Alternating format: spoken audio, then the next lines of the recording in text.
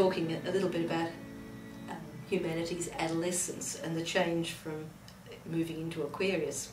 I thought this week we'd look a little bit more about what's happening there and what we're talking about when we're talking about the age of Aquarius.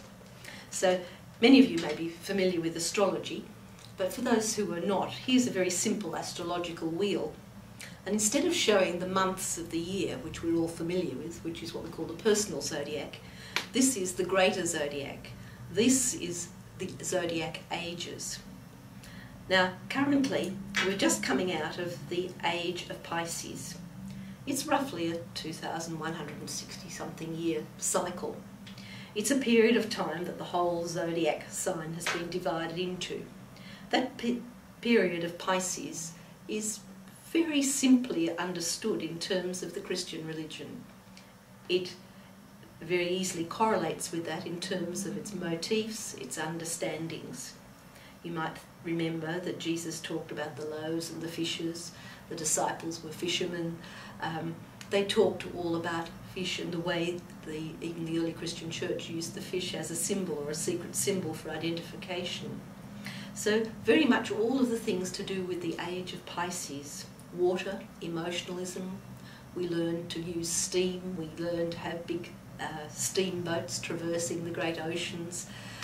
Literally everything was to do with water, hydraulics, dams, all of those sorts of things. Currently we're right here on the cusp as the time changes, and we're now moving into the age of Aquarius. The age of Aquarius is an air sign, whereas Pisces is a water sign. The age of Aquarius is all to do with air. And if you look at this here, you might see it's very similar to World Wide Web. Those airwave signs are all to do with energy. And Aquarius is very much about energy. How we use energy, what we do with energy, how energy is everywhere. It's not separate, and you can't actually isolate yourself from anything. Again, the World Wide Web is a perfect example of Aquarian energy. How once something's out there, it's out there and you can't take it back. How you can tap into the World Wide Web and connect with anything that's there. And somebody said, well, where is it stored? There's no one place, it's out there. Like energy, it's everywhere. And this is very much the Aquarian energies, and this is why it's such a huge challenge to us to change from our old style Aquarian, Piscean thinking, the old style Piscean thinking of follow the leader, operate in concrete terms, do as you're told, very strong hierarchical structures, where the boss knows everything and the worker on the floor just does the bit that he's told. Whereas in today's world, as we move in here into Aquarius, the worker on the floor has probably Googled everything and knows more about it than the boss does. So there's huge differences, huge shifts in energy. And that's why I said last week, it's very much like moving from adolescence to adulthood. Back in adolescence time, as we say in Piscean times, we did as we're told, and somebody else picked up the tab. We were told what to do, and we got into trouble if we didn't. When we move into Aquarius, it's all on us. If I Google myself into some weird site, then it's up to me to get myself out of it. There's nobody there to fix it. It's self-responsibility to say, okay, I'll do things differently next time. This is very much the Aquarian energies. And because it's an air sign, there's very little that appears to be concrete. So there's very little that one can actually nail down. It's much more to do with attitudes. It's much more to do with our thinking. It's much more to do with how we think and where we put our thought energy. Not surprising that Aquarius correlates very closely with quantum physics, because if you read some of the quantum physicians and some of their work, physicists I should say, and their work, you will see very much that they are finding that those old yogic laws about energy follows thought are so real. They cannot do an experiment without thought influencing it. This is energy everywhere. This is Aquarius. This is things moving on into a totally different realm.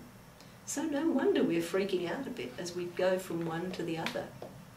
It's a bit like stepping off the edge of a cliff, not knowing quite what's going to happen when we do.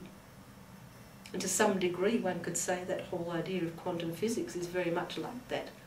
A quantum, just the smallest amount of change, which makes a huge difference.